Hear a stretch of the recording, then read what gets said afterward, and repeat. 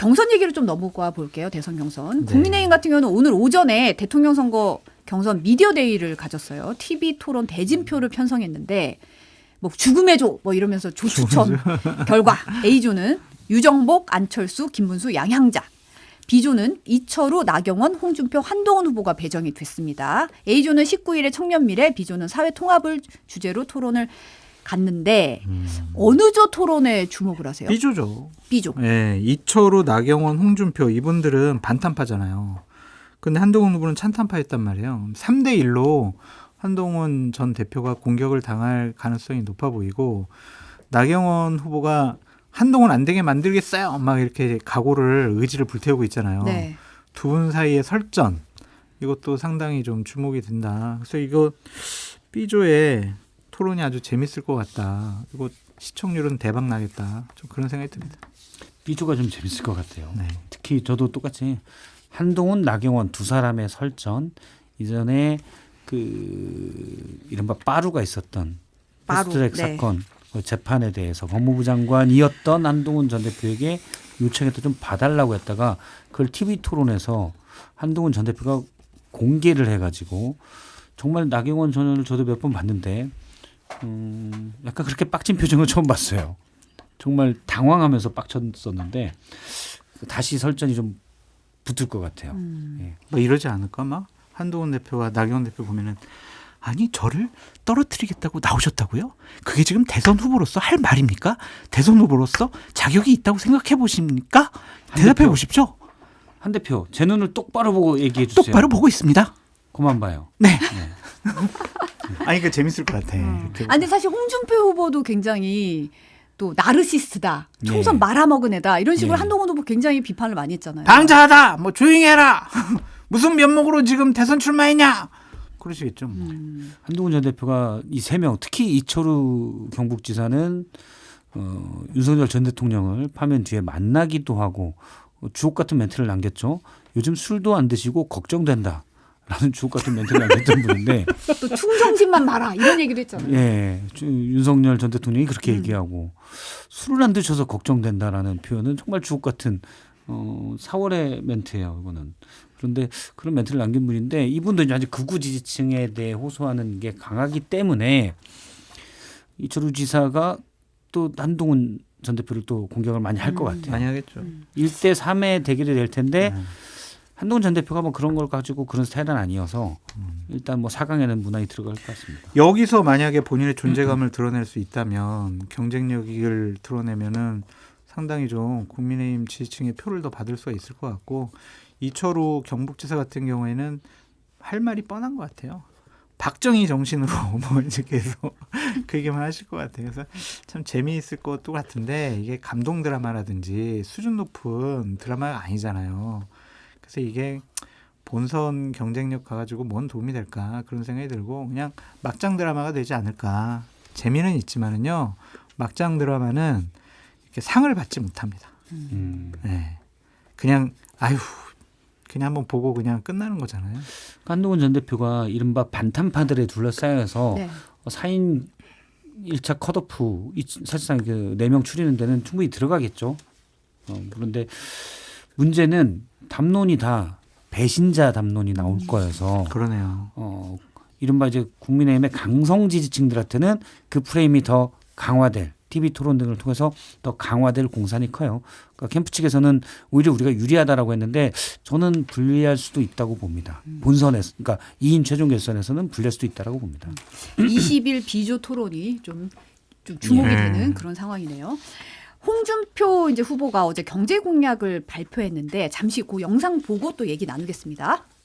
카드 수수료를 원천적으로 없애기 위해 스테이블 코인이나 CBDC 이게 뭐라고 했지? 디지털 화폐. 좀 이따 나는 잘 모르니까 이명기 교수한테 물어보세요. 너무 잘 들었습니다. 저는 뉴스타파라는 언론사의 홍여진 기자라고 합니다. 네. 네. 나 저. 아유, 왜 입퇴막을 하십니까? 본인의 공약을 발표하는 자리였는데 나는 질문은 다른 사람한테 해라. 나는 잘 모르니까 내가 대답하는 것보다 다른 전문가가 대답하는 게 낫다라는 게 그래도 되나 싶은데 너무 당당하게 또 얘기를 하니까 이렇게 이런 느낌이 들었고 또 뉴스타파 기자가 이제 본인이 직접 답변했으면 좋겠다 하고 뉴스타파라고 언론사를 밝히자마자 됐어 이러고 나가버려요. 이 모습 어떻게 보셨어요? 일단 앞에 거 CBDC는 부적절하죠. 자기도 모르는 얘기를 그냥 막 얘기한 거잖아요. 물론 세부적인 디테일들은 모를 수 있지만 예를 들어서 그게 어떤 의미가 있는지 맥락 정도는 알아야 되잖아요. 그렇죠. 근데 저도 사실 몰라요. CBDC가 찾아봤습니다. 근데 공약으로 내려면 전문가 그렇죠. 수준은 아니더라도 뭔가 맥락은 알아야 중요 되잖아요. 맥락은 알아요. CBDC는 뭐 영어 약자는 쉽더라고요. 자, 발음이 안 좋으니까 감안해서 들어주세요. Central Bank Digital Currency예요. 그러니까 디지털 화폐라고 하지만 일부 디지털 화폐 코인들이 나왔을 때 얘기를 하잖아요. 이걸 중앙은행에서 아예 화폐로 하면 어떻겠냐. 그러니까 공인을 해주는 거죠. 실제 쓸 수 있게. 이게 그냥 어디 잡코인 하나가 아니라 중앙은행이 디지털 화폐를 발행하는 거기 때문에 상당히 사회적으로도 경제적으로도 파장이 클 수 있는 공약이거든요. 그리고 센트럴 뱅크, 디지털 커런시 알만한 영어잖아요. 그러면 본인이 조금만 신경 썼어도 맥락 자체는 알아야 되는데 전혀 모르는 공약을 얘기한 거다라고 유추할 수 있겠죠. 근데 이제 홍준표 시장의 지지자들이 볼 때는 그게 또 홍준표 스타일이어서 그냥 그런가 보다 하고 넘어갈 수 있고 뒤에 뉴스타파 기자가 질문하려니까 저기 됐다 하고 나갈 때 물론 그것도 홍준표 스타일이라고 해서 그냥 넘어갈 수 있지만 저는 언론관으로서 대단히 이건 심각한 문제라고 봅니다. 물론 이제 뉴스타파가 계속 명태균 씨와 홍준표 전 시장의 의혹들 관련 보도를 했기 때문에 껄끄러울 수는 있겠죠. 그런데 답변을 차라리 안 하든지 근데 접어버리고 그냥 나가버렸잖아요.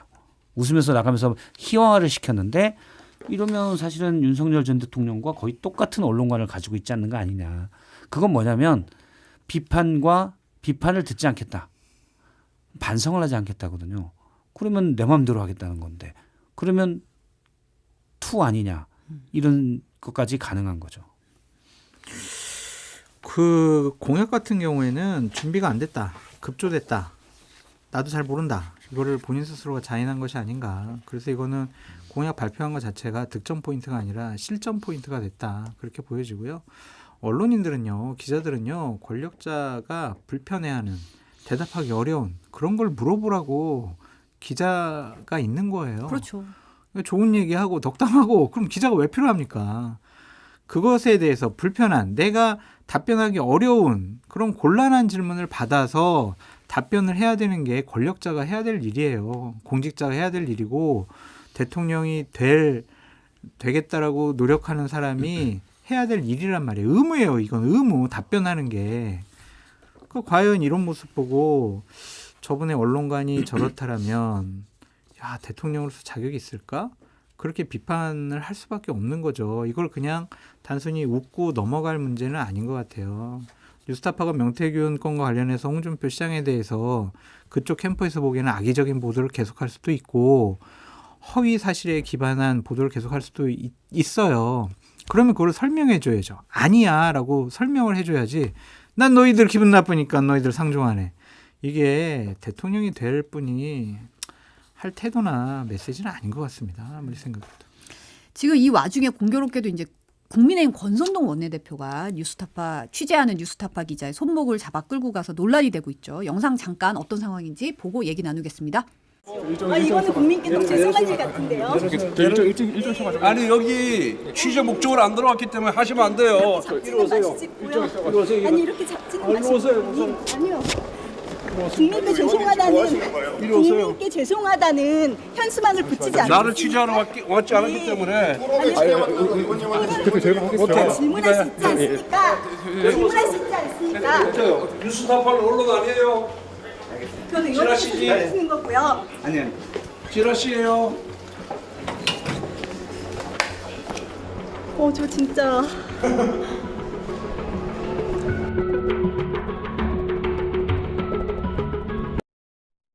손목이 벌겋게 된 모습 그리고 손목을 잡아 끌고 가는 모습 이런 이제 뉴스타파가 공개한 영상이고요.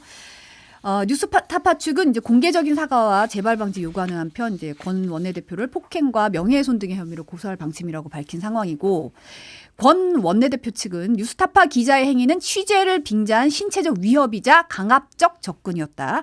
취재 거부 의사를 밝혔음에도 무리하게 취재하는 행위는 언론의 자유로 보호될 수 없는 악의적인 행태라고 반박했습니다.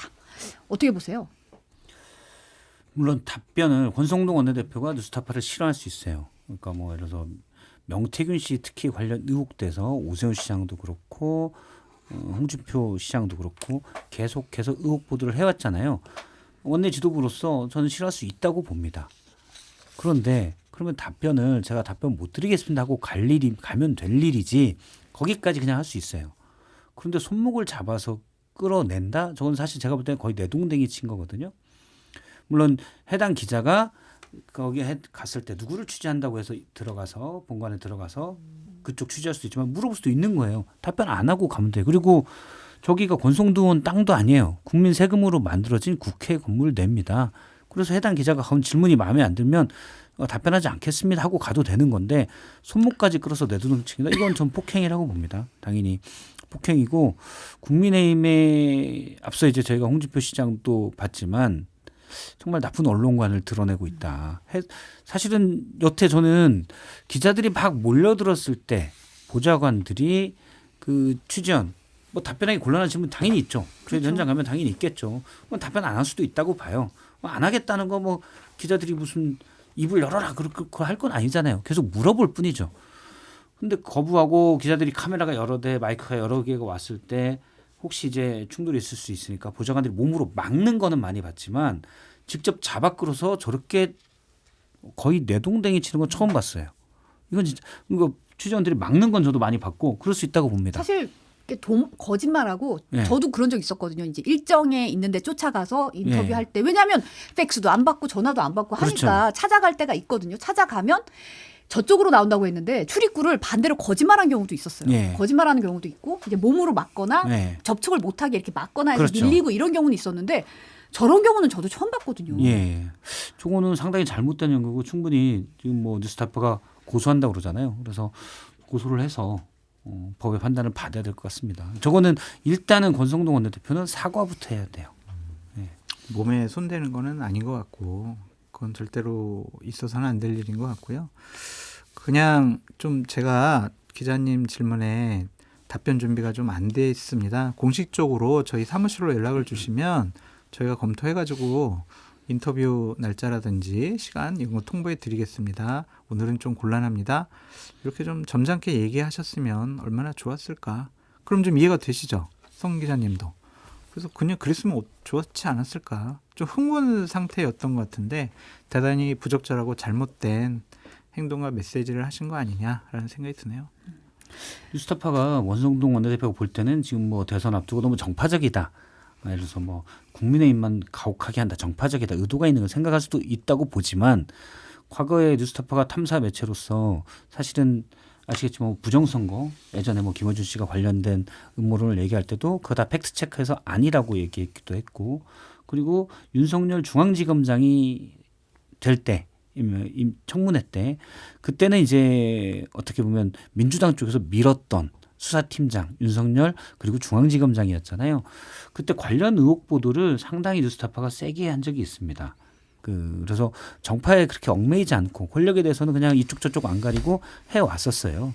그런데 아무리 뭐 정파적으로 뭐 생각한다 한들 손으로 잡아 끈다 그건 이해할 수 없는 행동입니다. 네, 이제 경선 관련해서 또 얘기를 좀 돌아가 보면 지금 상중가가 불출마 선언한 오세훈 서울시장이에요. 지금 경선 후보들이 거의 저마다 줄을 서시오 이런 약간 지금 양상인데 지금 김문수 후보와는 조찬을 안철수 후보와는 점심을 먹었고 나경원 홍준표 후보와는 차를 마셨습니다. 한동훈 후보는 일정을 조율 중이다 이렇게 알려졌는데 이거 어떻게 해석해야 됩니까? 만나기 싫어요. 이거죠. 뭐 일정 조율 중인 거. 아니 근데 오세훈 서울시장의 사실 표는 한동훈 후보 측과 좀 맞닿아 있다 이런 얘기 나오잖아요. 감정이 쌓이는 것 같아요. 그러니까 한동훈 캠프에 계신 분들 몇 분들이 방송 뭐 인터뷰라든지 이렇게 좀 토론 같은 거 패널 나와서는 오세훈 시장에 대해서 상당히 공격적인 메시지를 많이 냈거든요. 그것에 대해서 좀 오세훈 시장과 그 측근들이 상당히 좀 기분 나빠하는 것이 아니냐 그런 생각도 들고 이제 대선 끝나면 보수 우파 국민의힘의 주도권 싸움을 오세훈, 한동훈 이런 분들이 할 가능성도 좀 높아 보여요. 그러한 견제 심리도 있는 것이 아니냐라는 생각이 드는데 가장 근본적인 것은 감정이 안 좋다. 나 너 싫어. 만나기 싫어. 자꾸 연락하지 마. 그거 같아요. 저는 만날 거라고 봐요. 결국엔. 오세훈 시장 스타일상 오세훈 시장도 간을 좀 보는 스타일이거든요. 그래서 지금 여러 뭐 두 명은 밥 먹고 나경원 전 의원은 나경원 의원은 차 마시고 했잖아요. 네. 오세훈 시장 스타일의 특정 후보를 열렬히 지지하고 한편에 서진 않을 것 같아요. 최종 후보가 결정될 때까지 각 후보들과 적절한 거리와 관계를 유지할 거로 봅니다. 굳이 누가 될지를 모르는데 한쪽에 편드는 스타일이 아닙니다. 그래서 그렇다고 한동훈 전 대표도 될 수도 있잖아요. 그러니까 굳이 거리를 확 두진 않을 거예요. 어쨌든 이기는 편 우리 편. 그러면 적절히 다 거리를 유지할 것이다. 그래서 만날 거라고 보고 근데 이른바 반탄 이런 김문수 전 장관이 오세훈 시장 만나서 효과가 있을까? 없어요. 저는 거의 없다고 봅니다. 물론 오세훈 시장이 왔다 갔다 하는 측면이 있지만 그래도 나름 중도층에 약간의 소구한 측면들이 있었거든요. 그런데 김문수 장관은 그게 아니잖아요. 그래서 저는 오세훈 시장, 김문수 장관이 만나봐야 외연 확장성은 거의 없다. 그냥 둘이 그냥 만나서 우연히 오세훈 시장이 있고 뒤로 지나가는 사진이 찍힌 거랑 똑같은 효과 그 정도밖에 안 될 거라고 봅니다. 나경원 의원도 마찬가지고 홍준표 시장도 뭐 약하겠죠. 사실 만난다고 무조건 다 오세훈 시장이 난 이분 손든다고 또 그것도 아니에요. 네. 오세훈 시장이 확실한 지지층을 갖고 있는 것도 아니고 사실은 오세훈 시장이 중도층에 어필하려고 한 거지 중도층이 오세훈 시장한테 뭐 팬덤이 있거나 그건 전혀 아닙니다. 네, 채널A 보도에 따르면 김종인 전 비대위원장이 이제 한동훈 후보를 만나서 윤 전 대통령과 선을 그어야 한다. 신경 쓰지 말고 떳떳하게 할 말 다 하라라고 조언했다는 건데요. 한동훈 후보가 어제 라디오에서는 안타깝게도 저를 제외한 다수 후보가 윤심팔이를 하고 있는 것 같다. 지금 대한민국에서 민심이 윤심보다 딱 5천만 배 더 중요하다고 말했습니다. 유정복 후보 같은 경우에도 이제 어제 기자회견에서 이제 윤 전 대통령 잊자 절연을 주장했는데 이 정도면 이제 좀 손절 각이 나오는 건가요? 그렇게 보여지고 나경원 의원도 뭐 그런 뉘앙스로 얘기를 좀 하시더라고요. 제 말을 진작 들었어야죠. 제가 진짜 계속 이러잖아요. 윤석열, 김건희 부부랑은 국민의힘이 현명하게 거리두기 하고 그 사람들과는 이제 절연을 해야 된다고 저 끊임없이 얘기를 했습니다. 그래야 보수파 진영 국민의힘을 리셋할 수 있고 재건축할 수가 있다. 같이 가서는 이거는 국민들의 선택과 관심을 받을 수가 없다. 제 말을 진작 들었어야지. 뭐 하는 거냐 그런 생각이 듭니다. 진즉 장성철 소장님 말씀을 들었어야 되는데 안 들어서 망한 것 같아요. 이제 절연 안 돼요. 안 돼요? 이미 타이밍이 늦었다. 타이밍이 늦었어요. 이미 타이밍이 늦었고 큰일이네. 저는 뭐 1월 초부터 당연히 국민의힘에 상식이 있는 분들이 그래도 있기 때문에 급변침을 할 거다라고 계속 주장해 왔는데 이제는 전 그 관성의 힘에 의해서 안 된다. 늦었다라고 봅니다. 여기에서 몇 분이 예를 들어 유정복 시장도 선거해야 된다고 얘기하고 한동훈 전 대표는 사실 뭐 계속 선을 그어야 된다고 얘기해온 셈이에요. 근데 효과가 없어요. 왜? 일단 지지율에서 좀 더 높은 후보들이 크게 그런 얘기를 하지 않습니다. 오히려 윤심팔이를 하고 있잖아요. 그렇기 때문에 이미 효과가 없다. 이건 저는 지도부의 미스라고 봐요. 훨씬 전에 그래서 뭐 헌재 변론이 시작됐을 때든지 훨씬 전에 이 급변치를 위한 준비를 했었어야 되는데 못했다. 그래서 지금 불가능할 정도다. 돌아오기엔 너무 멀리 갔다라는 생각입니다. 마지막으로 이제 더불어민주당 같은 경우는 이재명 후보를 김경수, 김동연 후보가 주는 이제 3파전 구도가 형성이 됐죠. 네? 3파전? 아닌가요? 3파전이라고 하기에는 조금 좀 일강 격차가 이약. 많이 나오죠. 그렇죠. 일강이야. 그 정도. 3파전은 아닌 것 같아요. 이제 이재명 후보가 오늘 첫 경선지인 이제 대전의 국방과학연구소 찾아서 K방산 육성방안 논의를 했습니다. 지금 타임지에 가장 영향력 있는 백인에도 선정이 됐더라고요. 이 방산과 안보를 강조하는 이유 어떻게 보세요? 아니 이거는 뭐 대한민국 미래 먹거리와 안보는 생존이잖아요. 당연히 강조할 수밖에 없고 모든 부분에 가서 다 강조하실 것 같아요. AI도 강조하고 반도체도 강조하고 의료 현장 가면 의료도 강조하시고 그래서 이게 그냥 대선 후보의 그냥 일상적인 관행적인 행보와 메시지다라고 보여집니다. 모든 단체나 직능 그리고 뭐 어떤 기업 이런 데 가면은 분야별로 다 강조할 수밖에 없다. 문화예술계 만나면은 그러면 방산과 우리가 뭐 AI만 중요합니다. 문화예술은 별로 중요하지 않습니다. 이러겠냐고요. 모든 곳에 가서 다 여러분 제가 많이 뒷받침해 드릴게요 하면서 강조하는 거죠. 그냥 일상적인 거. 근데 저는 확실한 초점이 있다고 봐요. 중도, 보수 이쪽으로 외연 확장으로 최대한하고 있다. 물론 경선은 압도적으로 이기겠죠. 뭐 누구나 다 생각하는 거고. 그럼 본선이 경선만큼 또는 현재 나와 있는 지지율만큼 압도적이냐? 그거는 사실은 장담할 수가 없어요. 그러니까 일부 여론조사에서는 50% 과반을 넘는 조사도 있지만 대부분 그런 조사는 ARS 조사입니다. ARS 조사는 응답률이 5% 내외이기 때문에 강성 지지층의 의견이 많이 반영돼요. 그리고 예를 들어서 뭐 전화면접 조사에서는 50%에 육박하는 부분들이 가끔 있고 양자 대결에서 그리고 삼자 대결에서는 사실은 그렇게 아주 두드러진 건 아니거든요.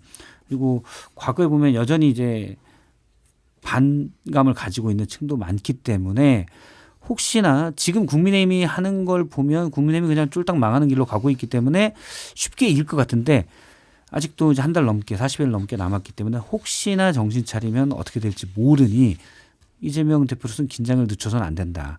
그런데 이제 그래서 전통적인 민주당 지지층에서도 예를 들어서 이낙연 전 총리 측이 있듯이 이재명 대표의 반감을 갖고 있는 층이 있어요. 이분들은 투표를 안 할 가능성이 높습니다. 그러면 5대5 게임에서 안 될 수가 있잖아요. 그러면 중도에 또는 보수층에서 전통적인 국민의힘을 느슨하게 지지했던 분들이 이재명 대표를 지지하게끔 하는 것이 훨씬 표를 확보하기 훨씬 안전하게 표를 가져가는 방법이죠. 그래서 보수층에 소구하려고 이런 모습들이 전략상으로는 맞는 방법이다. 지금 그렇게 생각이 듭니다.